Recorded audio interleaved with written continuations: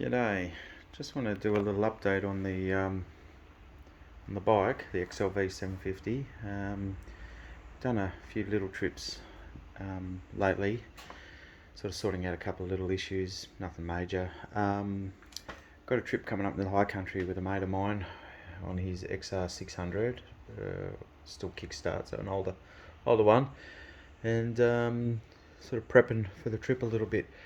I said in my other video that I was waiting to build a garage, and I was sort of doing things on the ground out in the front, and now I've finally got a decent workspace, and yeah, it's made such a difference. I'm still sorting out my garage. I'm not allowed to say man cave. That's my wife's area for her hobbies, and I also like to build models. It's a bit of a serious addiction there, but we're sorting out the rest. This is my 66 S Type Jag that's been modified to take a late model fuel injected engine. I only just got this back after it's been at a client's house for nearly a year. Well, I've been doing her gardening for free while it's been stored there, but yeah, this is sort of the next thing that's all going to happen soon. That's basically shelves full of all the parts for the car, and yeah, we'll be getting stuck into that. But the XL750, I've added a light bar yesterday, which is lovely. I've added a USB charge port. This cover here was one of the spares that had this oil temp gauge in it. I haven't got it hooked up, but I wasn't going to chop into my good cover, being that these bikes are so rare. So I thought, oh, I'll chop into this one, no problem, and add a switch for the oh, that reminds me, I've got to put a screw in that. I don't mind chopping into that one. The other job I've got to do is I've got to make a gear sack rack, which I'm rained off again today. Joys of being a gardener, we've just had so much rain, so I'm going to go get the steel I need to make up the rack, and I'm going to add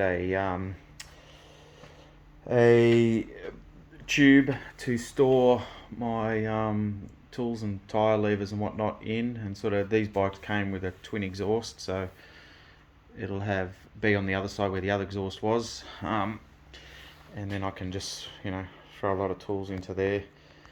The other job I want to do, which I'm sort of looking into, is making a diff breather, because these bikes have a shaft, and I'm going to potentially crossing through some rivers and whatnot, so I've got to figure out how to make a diff breather. So I'm sort of waiting to find out a little bit of information on that.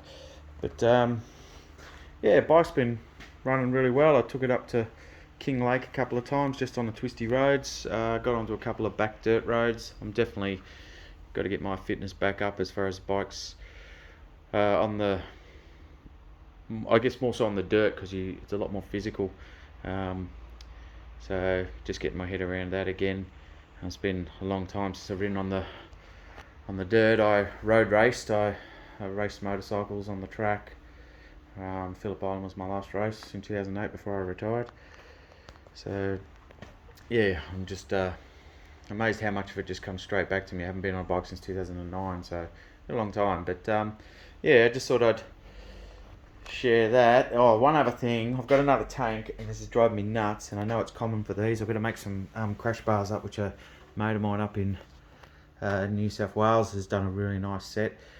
But the guy I used to use many years ago has retired, and I need to get, I'd like to get both tanks repaired actually, but I'll get one done at a time, so I've still got something to use, but I can't find anybody. So if anyone in Melbourne knows of anyone that does tank repairs, I'd love to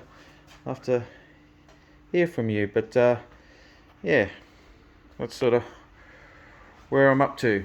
anyway, oh look, you've got to show you this. It's in one of my other videos, but you know, I can't wait to actually use it. Pretty cool, eh? Anyway, cheers.